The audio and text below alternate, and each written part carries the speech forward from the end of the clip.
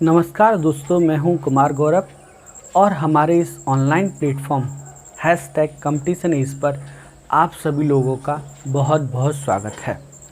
हम लोग अपने देश की आज़ादी का आखिरी टॉपिक डिस्कशन कर रहे हैं। कल मंडे को हम लोगों ने ये देखा कि अंतरिम सरकार किस तरह से अंतरिम सरकार बनती है और किस तरह से अंतरिम सरकार पर मुस्लिम लीग संवैधानिक संकट खड़ा कर देती है। ये संवैधानिक संकट उस समय और बड़ा हो गया जब मुस्लिम लीग ने संविधान सभा को भंग करने की बात की। हम आजकल हमारे देश की आज़ादी का आखिरी टॉपिक पढ़ रहे हैं। हालांकि बहुत सारे बच्चों का मैसेज आ रहा है कि सर अभी सुभाष चंद्र बोस और आज़ाद हिंद फौज बची है, तो हम लोग उस पर भी डिस्कशन करेंगे। कल की क्लास में वेडनेसडे को हम उस पर भी डिस्कशन करेंगे। तो हम लोग पढ़ रहे थे, हम लोग देख रहे थे कि साहब इटली अनाउंसमेंट होती है। इटली बहुत परेशान हो जाते। क्यों इटली परेशान हो जाते? क्योंकि कांग्रेस और मुस्लिम लीग दोनों ने मिलकर इतना बड़ा संवैधानिक संकट खड़ा कर दिया। एक कह रहे हैं कि सरकार को भंग करो, दूसरे कह रहे हैं संविधान सभा को भंग करो। इटली परेशान था, इसलिए उसने भारतीय नेताओं से साफ कहा कि 30 जून 1948 तक का समय है। अगर आप इस समय में कोई निर्णय नहीं लेते हैं तो उसके बाद मैं निर्णय लूँगा, और जो मैं निर्णय लूँगा विवेक के आधार पर वो सभी को स्वीकार होगा। ऐसी 30 जून 1948 की डेट बना देने से भारतीय नेताओं के दिमाग में ये सीन तो समझ आ गया कि भाई अब जो है देश का जो भी होना अब होना है। डेट आ गई है, निश्चित तिथि आ गई है, पहली चीज़। दूसरी चीज़, ब्रिटेन में विपक्षी पार्टियों को भी लगा कि नहीं, इटली ने जो वादा किया था चुनाव के समय वो उस पर ध्यान दे रहा है। और तीसरी, इटली अनाउंसमेंट में जो तीसरी बात कही गई थी वो थी कि भारत के वाइसराय को बदला जाता है। भारत के वाइसराय लॉर्ड वेवल के स्थान पर लॉर्ड माउंटबेटन को भारत का वाइसराय बनाया गया। लॉर्ड माउंटबेटन एक बहुत ही अच्छे व्यक्ति थे। लॉर्ड माउंटबेटन बहुत सारी जगहों पर ऑलरेडी वाइसराय के रूप में काम कर चुके थे, और लॉर्ड माउंटबेटन जो हैं उनका द्वितीय विश्व युद्ध में जापानी सेना ने लॉर्ड माउंटबेटन के सामने ही आत्मसमर्पण किया था। लॉर्ड माउंटबेटन का बहुत ही अच्छा रिकॉर्ड रहा था। लॉर्ड माउंटबेटन बिल्कुल भी नहीं चाहते थे कि वो भारत वाइसराय के रूप में आए, क्योंकि भारत में उस समय दंगे चल रहे थे, भारत में उस समय पॉलिटिकल संकट चल रहा था, इसलिए वो बिल्कुल नहीं चाहते थे। लेकिन इटली ने जब उन्हें मनाया, इटली ने हर बात उनकी स्वीकार की। इटली ने उनको यहाँ तक ये कहा कि जब वो भारत से लौट करके आएंगे तो उन्हें नौसेना अध्यक्ष बनाया जाएगा, और बाद में बनाया भी गया। वो एकमात्र ऐसे वाइसराय थे जो भारत के वाइसराय भी बने और बाद में नौसेना अध्यक्ष भी बने। तो हम लोग आइए इस पर विस्तार से डिस्कशन करते हैं कि लॉर्ड माउंटबेटन भारत के वाइसराय बने। और बेटा, इस देश की समस्याओं को समाप्त करने के लिए कौन सा दिन? 22 मार्च 1947 को दोपहर 2 बजे, 22 मार्च 1947 को दोपहर 2 बजे 2 प्लेन भर के लोग, 2 हवाई जहाज़ भर के लोग जो है वो दिल्ली के पालम स्टेशन उतरे, दिल्ली के पालम एयरपोर्ट उतरे। पालम एयरपोर्ट पर साहब जो है लॉर्ड माउंटबेटन आए। ये भारत के 20वें और आखिरी वाइसराय थे। ये भारत के 20वें और आखिरी वाइसराय थे लॉर्ड माउंटबेटन साहब। 24 मार्च 22 मार्च 1947 को मैं यहाँ थोड़ा लिख दे रहा हूँ ताकि आप लोगों को याद रहे। माउंटबेटन जो हैं, माउंटबेटन भारत आए। अब भारत आने के बाद मार्च में ये भारत आए, और इनके सामने मेन जो समस्याएं थी उनको हम डिस्कस कर लेते हैं। पहली समस्या बेटा, सबसे पहली, सबसे बड़ी और सबसे प्राथमिक जो चीज़ थी वो थी हिंदू मुस्लिम दंगे, यानी सांप्रदायिक दंगे। इतने दंगे हो रहे थे पूरे देश में, लोग एक दूसरे से मार काट मचाए हुए थे। पूरे देश में बड़ा टेंशन चल रहा था, बड़ी दिक्कत चल रही थी, हिंदू मुस्लिम दंगे हो रहे थे, पहली चीज़। दूसरी चीज़, चलिए हिंदू मुस्लिम दंगे हो रहे थे, दूसरी बड़ी समस्या संवैधानिक संकट। संवैधानिक मतलब आप लोगों को याद ही होगा, संवैधानिक संकट हमारे देश में क्या आया था? संकट। पहला संकट मुस्लिम लीग कह रही थी संविधान सभा को भंग करो।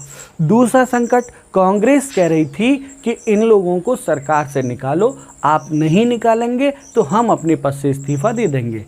क्यों? क्योंकि मुस्लिम लीग सरकार में तो है लेकिन सरकार का समर्थन नहीं कर रही है। अच्छा, दो बातें हो गई। तीसरी चीज़, जब ये भारत आए थे संवैधानिक संकट था, हिंदू मुस्लिम दंगे थे, इटली का विजन था, इटली का आदेश था कि बेटा तुमको भारत जो है वो क्या करके आना है? आज़ाद करके आना है। तुम भारत जा रहे हो तो भारत में जो है क्या करना है? भारत को आज़ाद करके आना है। इटली का आदेश था। तीसरी चीज़, चौथी चीज़, और जो हम कह सकते हैं मेन काम था, ये इनका अपना मतलब इनको डर था कि कहीं ऐसा ना हो कि उनके द्वारा भारत में कोई ऐसा निर्णय ले लिया जाए जिसकी वजह से उन्होंने अपने जीवन में जो इतना अच्छा रिकॉर्ड कायम किया है, इतना अच्छा, इतना शानदार देश की, ब्रिटेन की सेवा की है, उन पर कोई दाग लगे। उनके सामने ये बड़ी चुनौती थी इन सारी समस्याओं को सुलझाना। अच्छा, कोई बात नहीं भैया। 22 मार्च 1947 को माउंटबेटन भारत आए। 24 मार्च 1947 को इन माउंटबेटन ने जो है वो शपथ ग्रहण की, वाइसराय के रूप में और जो है गवर्नर जनरल के रूप में शपथ ग्रहण की। शपथ ग्रहण करने के बाद इन्होंने सबसे पहले भारतीय नेताओं से मुलाकात की, भारतीय नेताओं के साथ इन्होंने मीटिंग की। यहाँ मैं एक चीज़ और बताना चाहूँगा आपको, मुझे अच्छे से याद आई।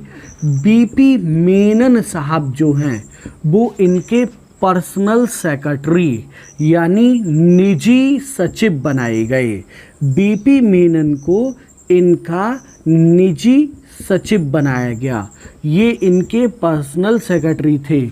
बीपी मेनन एक बहुत ही होशियार आईसीएस अधिकारी थे। बेटा आपने फिल्म देखी होगी एयरलिफ्ट।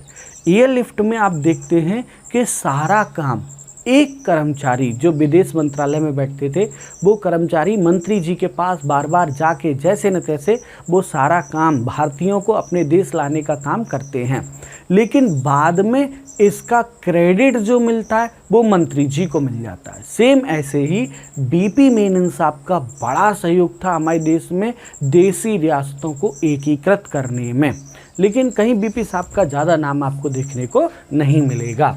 तो बीपी मेनन जो हैं वो इनके पर्सनल सेक्रेटरी, निजी सचिव थे, पर्सनल सेक्रेटरी थे। अच्छा चलिए, खैर कोई नहीं। अब अगली चीज़ देखते हैं। बीपी मेनन के बाद इन्होंने सबसे पहले जो है क्या किया, माउंटबेटन ने भारतीय नेताओं से मुलाकात करना प्रारंभ किया और इसमें सबसे पहले इन्होंने जवाहरलाल नेहरू के साथ मीटिंग की।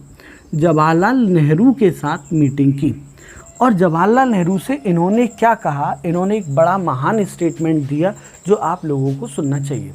जवाहरलाल नेहरू इनके मित्र भी थे और इनसे पहले जान पहचान भी थी। तो जवाहरलाल नेहरू से इन्होंने ये कहा कि आप मुझे ऐसा व्यक्ति न समझें, आप मुझे ऐसा वाइसराय न समझें जो कि ब्रिटिश साम्राज्य को भारत में समाप्त करने आया है।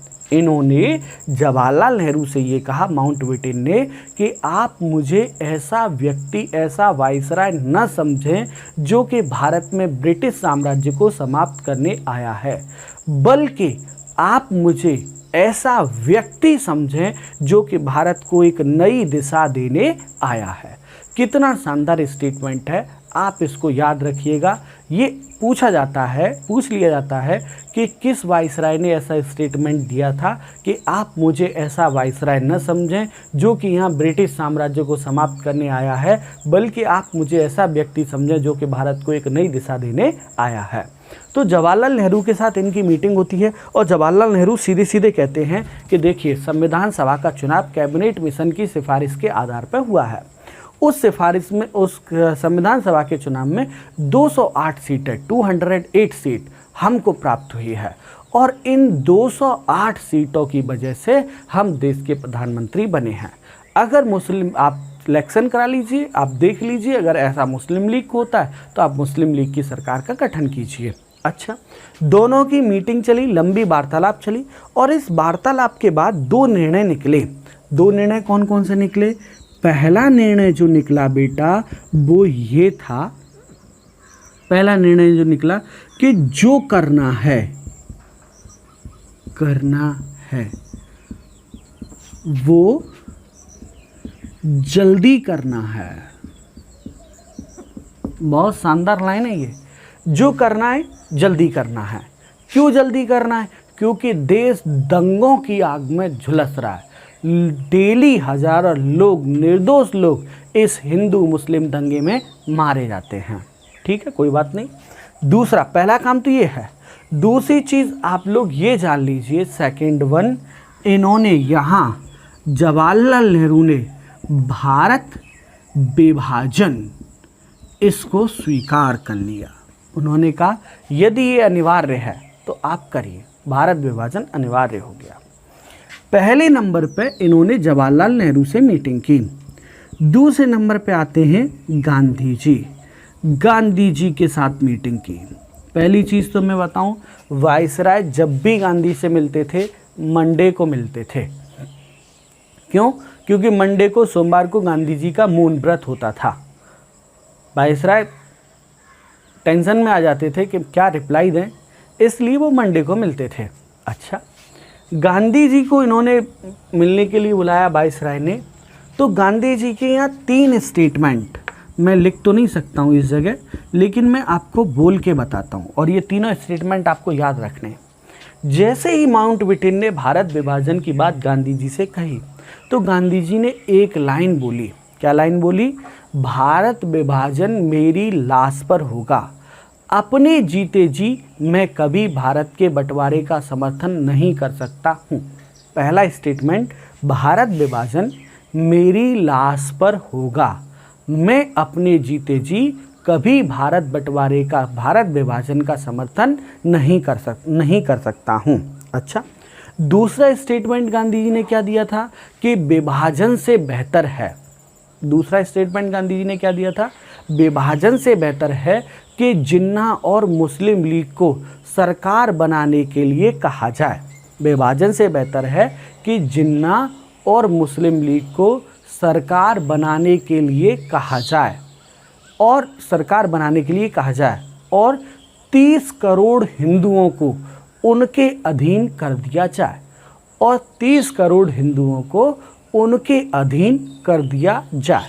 दूसरा स्टेटमेंट। तीसरा स्टेटमेंट गांधी जी ने क्या कहा? गांधी जी ने कहा कि जिन्ना जो हिस्सा चाहते हैं, जिन्ना भारत का जो हिस्सा चाहते हैं, उन्हें उस हिस्से की बजाय पूरा देश दे दीजिए। उन्हें उस हिस्से की बजाय पूरा देश दे दीजिए और यदि वे ये काम नहीं करते तो यही काम कांग्रेस से कराया जाए। यदि ये काम वे नहीं करते हैं, जिन्ना जो हिस्सा चाहते हैं, जिन्ना कौन सा हिस्सा चाहते थे? बी और सी ग्रुप। तो जिन्ना जो हिस्सा चाहते हैं उन्हें वो हिस्सा न देकर पूरा देश दे दीजिए और यदि वो ऐसा कार्य नहीं करते हैं तो इसी काम के लिए कांग्रेस को आमंत्रित किया जाए। अच्छा, यानी गांधी जी ने जो है भारत विभाजन का पूरा विरोध किया। फिर तीसरे नंबर पर जो वाइसराय मिले वो मिले सरदार वल्लभ भाई पटेल से। और सरदार वल्लभ भाई पटेल बहुत परेशान हो गए थे कि भारत विभाजन होगा नहीं होगा, हिंदू मुस्लिम दंगे हो रहे, लोग मारे जा रहे, बंगाल का क्या होगा, पंजाब का क्या होगा। वो बहुत परेशान थे। इसलिए उन्होंने ये वायसराय से मिलते ही कहा कि भारत विभाजन अनिवार्य है, और अब तो इतना अनिवार्य है कि जिन्ना भी मना करेगा ना तब भी भारत का विभाजन होगा। सरदार वल्लभ भाई पटेल का है स्टेटमेंट है कि अब भारत विभाजन, अब हमें स्थिरता को प्राप्त करना है, और स्थिरता प्राप्त करने के लिए अब भारत विभाजन अनिवार्य है, और अब जिन्ना भी मना करेगा तब भी भारत का विभाजन होगा। दो बातें। अच्छा, फिर उसके बाद ये जो वायसराय हैं लॉर्ड माउंटबेटन, ये अब मिले मोहम्मद अली जिन्ना से, और ये तो आप जान ही रहे, दिल मांगे आज़ादी लड़के लेंगे आज़ादी, ऐसे विचारों में चल रहे थे। मोहम्मद अली जिन्ना के जाने के बाद, वैसे मैं आपको बताऊं, जिन्ना ने यहाँ एक बड़ा स्टेटमेंट दिया। जिन्ना ने क्या कहा कि वह समय निकल गया, वह समय निकल गया जब कोई समझौता संभव था। अब एक ही हल है कि जल्दी से जल्दी विभाजन कर दिया जाए। यहाँ जिन्ना ने स्टेटमेंट जो दिया था वो ये दिया था कि वह समय निकल गया जब कोई समझौता हो सकता था, अब जल्दी से जल्दी विभाजन किया जाए। इस पर माउंटबेटन ने भी रिप्लाई किया, और माउंटबेटन ने ये कहा कि जिन्ना व्यक्ति थे या बर्फ़ की चट्टान थे। जिन्ना व्यक्ति थे या बर्फ़ की चट्टान थे। मैंने उनके साथ जितनी मीटिंगें की वो सिर्फ उनको पिघलाने के लिए की, और वे थे कि पिघले ही नहीं। तो ऐसी वाली मीटिंग इन्होंने की। फिलहाल इन्होंने 4 लोगों के साथ मीटिंग की, जवाहरलाल नेहरू, गांधी जी, सरदार वल्लभ भाई पटेल और मोहम्मद अली जिन्ना। कांग्रेस के 2 नेता मौलाना अबुल कलाम आज़ाद और महात्मा गांधी, ये दोनों लोग भारत विभाजन के विरोध में थे, बहुत ज़्यादा विरोध में थे। जबकि 2 लोग जो हैं वो कौन, सरदार पटेल और जवाहरलाल नेहरू, ये दोनों भारत का विभाजन चाहते थे। चलिए खैर कोई बात नहीं, आगे हम लोग देखते हैं क्या होता है। लॉर्ड माउंटबेटन ने भारत की आज़ादी के लिए 2 प्लान बनाए थे। प्लान फर्स्ट, जिसे हम डिकी वर्थ योजना के नाम से या डिकी वर्ग भी कह सकते हैं, योजना के नाम से जानते हैं। पहला प्लान था डिकी वर्थ या डिकी वर्ग, या इसे डिकी वर्ड भी लिख सकते हैं, डिकी वर्ड योजना। डिकी ये वायसराय माउंटबेटन का नाम था। लोग वायसराय माउंटबेटन को प्यार से डिकी बुलाया करते थे। तो डिकी वर्ड योजना के अंतर्गत क्या था, पहला प्लान था ये। पहली चीज़ बता दूं, ये प्लान लॉर्ड माउंटबेटन के द्वारा अप्रैल 15 और 16 अप्रैल को 15 और 16 अप्रैल 1947 को प्रस्तुत किया गया था। पहली चीज़ 15-16 अप्रैल 1947 को प्रस्तुत किया गया था। इस प्लान में ये था, क्या था इस प्लान में, कि पहले राज्यों को आज़ाद किया जाएगा। भारत में 11 राज्य थे ना, तो राज्यों को आज़ाद किया जाएगा, आज़ाद किया जाएगा। और फिर उसके बाद राज्य निर्णय लेंगे कि उन्हें पाकिस्तान जाना है या भारत में रहना है। ऐसा प्लान उन्होंने डिस्कस बनाया, और ये प्लान बना करके उन्होंने लंदन भी भेज दिया। ये प्लान बना करके उन्होंने लंदन भी भेज दिया। भारतीय नेताओं ने पूछा आपने आज़ादी का क्या प्लान बनाया, तो कहा ठीक प्लान बनाया, बातचीत भी थोड़ा समझा दिया, ख़त्म। लेकिन जब बाद में क्या हुआ कि पंडित जवाहरलाल नेहरू इनसे मिलने शिमला पहुँचे, शिमला गए थे पंडित जवाहरलाल नेहरू इनसे मिलने, ऐसे ही दोस्ती यारी में गए थे। तो साहब जो है, जब पंडित जवाहरलाल नेहरू शिमला गए तो शिमला में इन्होंने पंडित जवाहरलाल नेहरू से इस प्लान पर लंबा चौड़ा डिस्कशन किया। और जब इन्होंने लंबा चौड़ा डिस्कशन किया तो पंडित जवाहरलाल नेहरू ने इसका कड़ा विरोध किया। और जब पंडित जवाहरलाल नेहरू ने इसका कड़ा विरोध किया तो उसके बाद इस प्लान को वहीं के वहीं समाप्त कर दिया गया। ये प्लान सिर्फ फिर कागज़ों में रह गया, इस प्लान को वास्तव में लागू नहीं किया गया, क्योंकि जवाहरलाल नेहरू ने इस डिकी वर्ल्ड योजना का कड़ा विरोध किया था। पहली बात आप ये जान लें कि बेटा डिकी वर्ल्ड प्लान और 3 जून प्लान, इन दोनों में बहुत अंतर है। डिकी वर्ल्ड प्लान को 15 और 16 अप्रैल को प्रस्तुत किया गया था, जिसमें ये कहा गया था कि पहले राज्यों को आज़ाद किया जाएगा, फिर राज्य निर्णय लेंगे कि उन्हें पाकिस्तान में रहना है या भारत जाना है। ऐसा प्लान इन्होंने भारतीय नेताओं को थोड़ा सा बता दिया, रफली बता दिया, लेकिन बाद में जो है शिमला में जब पंडित जवाहरलाल नेहरू इनके यहाँ मेहमान के रूप में पहुँचे तो इन्होंने बड़े लेवल पर डिस्कशन किया और जवाहरलाल नेहरू ने इसका विरोध किया और उसके बाद इस प्लान को वहीं के वहीं त्याग दिया गया, छोड़ दिया गया। चलिए खैर, दूसरा प्लान देखते हैं जो इन्होंने बनाया। किसने? लॉर्ड माउंटबेटन ने। देखिए 2 जून 1947 को कहाँ तक पहुँच गए हम? जून, और अगस्त में देश आज़ाद हुआ है। देखिए 2 जून 1947 को, 2 जून 1947 की बात है। कांग्रेस के 3 नेता, कौन? जवाहरलाल नेहरू, सरदार वल्लभ भाई पटेल, आचार्य जे.बी. कृपलानी। मुस्लिम लीग के 2 नेता, कौन कौन? मोहम्मद अली जिन्ना तथा लियाकत अली खां। अच्छा, एक सिख नेता, और सिख नेता कौन थे? बलदेव सिंह। इन लोगों की मीटिंग बुलाई गई। रात 12-1 बजे तक मीटिंग चली और इस मीटिंग में प्लान को डिस्कशन किया गया। अच्छा, जो भी प्लान डिस्कशन हुआ उस प्लान को लॉर्ड माउंटबेटन ने 3 जून 1947 को जनता के सामने रखा। इसीलिए इसे 3 जून प्लान भी कहा जाता है। भारत को जो आज़ादी मिली है वो 3 जून योजना के द्वारा ही मिली है। ये योजना वायसराय लॉर्ड माउंटबेटन के द्वारा 3 जून 1947 को प्रस्तुत की गई थी। इसे हम लोग माउंटबेटन योजना या माउंटबेटन प्लान भी कहते हैं।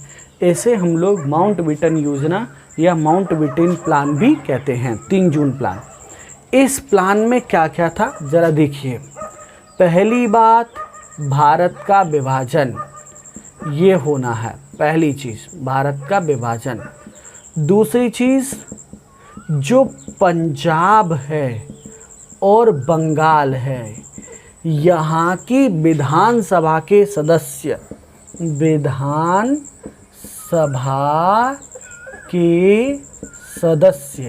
निर्णय करेंगे, यहाँ की विधानसभा के सदस्य निर्णय करेंगे कि इन राज्यों का विभाजन होना है या नहीं।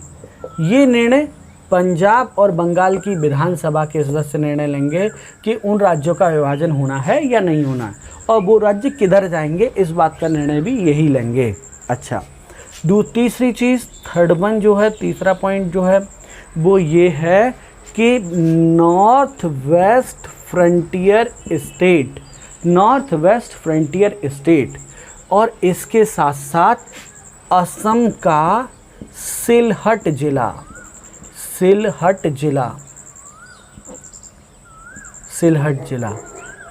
नॉर्थ वेस्ट फ्रंटियर स्टेट और असम का सिलहट जिला, यहाँ जो है क्या होगा? जनमत संग्रह होगा, और जनमत संग्रह के आधार पर निर्णय लिया जाएगा कि क्या करना है। इस north west frontier state Bharat आएगा या पाकिस्तान जाएगा। और असम के सिलहट ज़िले को निर्णय लेना था कि यदि बंगाल का विभाजन होता है तो वो बंगाल के साथ जाएगा या असम के साथ ही रहेगा, ऐसा निर्णय लेना था। चौथा पॉइंट क्या था इसमें? सिंध, वो अपना स्वयं निर्णय लेगा, सिंध जो है, कि उसे पाकिस्तान जाना है या भारत आना है। यानी इसमें कांग्रेस, अच्छा ये वाले निर्णय जो है लेने थे। 3 जून के प्लान में भारत विभाजन अनिवार्य है, ये कहा गया। पंजाब और बंगाल की विधानसभा के सदस्यों पर छोड़ दिया गया कि वो अपने राज्य का विभाजन चाहते हैं या नहीं चाहते हैं। अच्छा, नॉर्थ वेस्ट फ्रंटियर स्टेट और असम के सिलहट जिले में जनमत संग्रह कराया गया कि वो भारत के साथ रहने चाहते हैं। असम का सिलहट जिला बंगाल विभाजन होता है तो वो भारत के साथ रहेगा या जो है पाकिस्तान जाएगा। तीसरा, सिंध अपना निर्णय स्वयं करेगा कि क्या करना है आगे। इस योजना को, ये 3 जून योजना को बेटा, या माउंटबेटन योजना को ब्रिटेन के प्रधानमंत्री एटली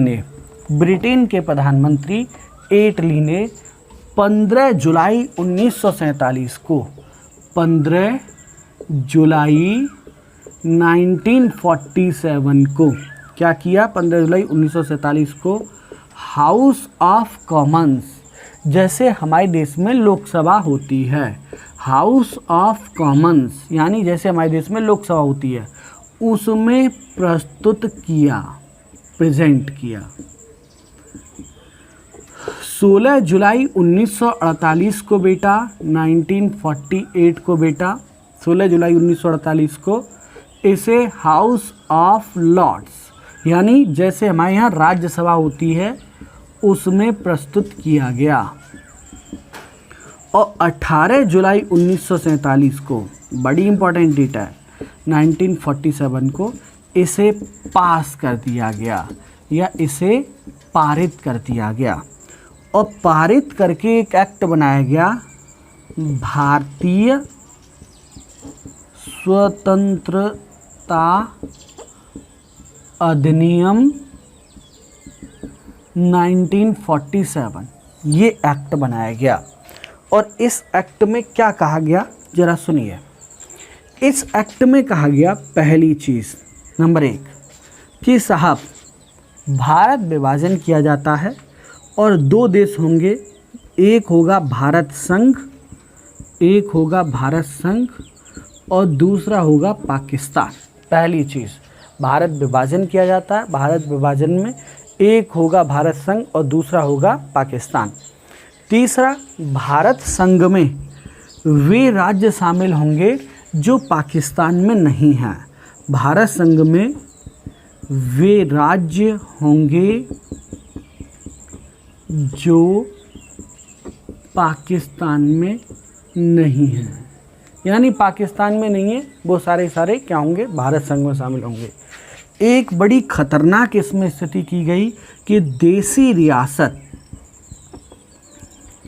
रियासत आज़ाद हैं। काय के लिए आज़ाद हैं? कि वो भारत में रहें चाहे पाकिस्तान में जाएं, और चाहे भारत में रहें चाहे पाकिस्तान में जाएं, चाहे आज़ाद रहें, ये भी इसमें कहा गया। और चौथी चीज़ की गई कि ब्रिटेन संसद की सर्वोच्चता भारत और पाकिस्तान से समाप्त की जाती है, सर्वोच्चता समाप्त की जाती है ये वाला। तो ऐसे वाले निर्णय जो है, और इसके अलावा राजाओं के साथ जितनी संधि समझौते वो सारे समाप्त कर दिए जाते हैं। ये भारत स्वतंत्रता अधिनियम था जिसके द्वारा भारत को आज़ादी मिली। इसके बाद बेटा 2-3 चीज़ें याद रखनी है आपको। सबसे पहले जिस समय भारत आज़ाद हुआ था उस समय ब्रिटेन के प्रधानमंत्री जो थे वो थे जॉर्ज 6 जो हैं वो ब्रिटेन के सम्राट थे, ब्रिटिश एम्परर थे जॉर्ज 6। प्रधानमंत्री थे क्लेमेंट एटली ब्रिटेन के प्रधानमंत्री थे। कांग्रेस के अध्यक्ष थे आचार्य JB कृपलानी जो हैं वो कांग्रेस के अध्यक्ष थे। और जो है वाइसराय थे लॉर्ड माउंटबेटन। भारत की आज़ादी के समय जॉर्ज 6 सम्राट थे, क्लेमेंट एटली प्रधानमंत्री थे, आचार्य JB कृपलानी कांग्रेस के अध्यक्ष थे और लॉर्ड माउंटबेटन जो हैं वो भारत के पहले वाइसराय थे। अच्छा, 14 अगस्त 1947 को रात 12 बजे पंडित जवाहरलाल नेहरू ने अपना प्रसिद्ध भाषण दिया जिसका नाम था नियति से मिलन, जिसका नाम था नियति से मिलन।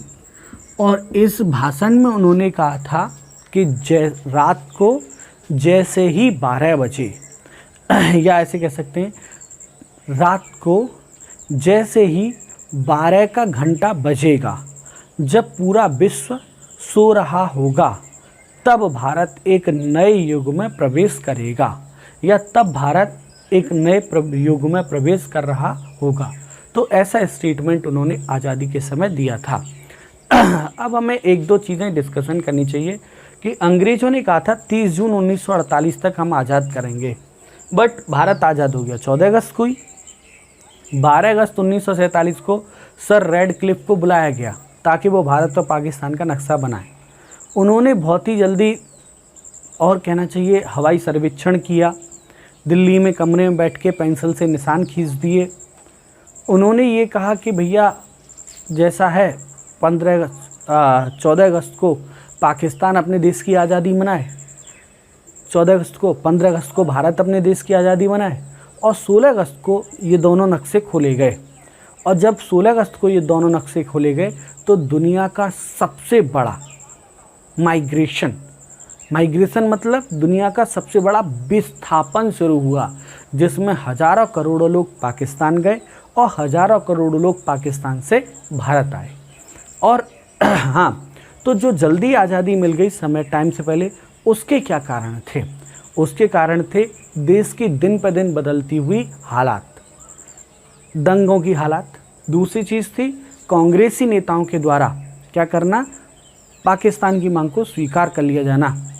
तीसरी चीज़ थी समय से पहले काम ख़त्म करने का माउंटबेटन का इरादा। तो इन सब चीज़ों के चलते हमारे देश को आज़ादी प्राप्त हुई। और आज का टॉपिक हम लोग यहीं समाप्त करते हैं। आशा करता हूँ आज आपको बहुत कुछ सीखने और समझने को मिला होगा। इसके साथ ही कल हम लोग सुभाष चंद्र बोस और आज़ाद हिंद फौज को पढ़ेंगे। सुभाष चंद्र बोस जी का जीवन, उनके द्वारा किए गए कार्य और आज़ाद हिंद फौज को पढ़ेंगे। और उसके बाद हम लोग परसों से अपना कॉन्स्टिट्यूशन यानी भारतीय संविधान प्रारंभ करेंगे। आज की क्लास में यहीं समाप्त करता हूँ। Thank you so much.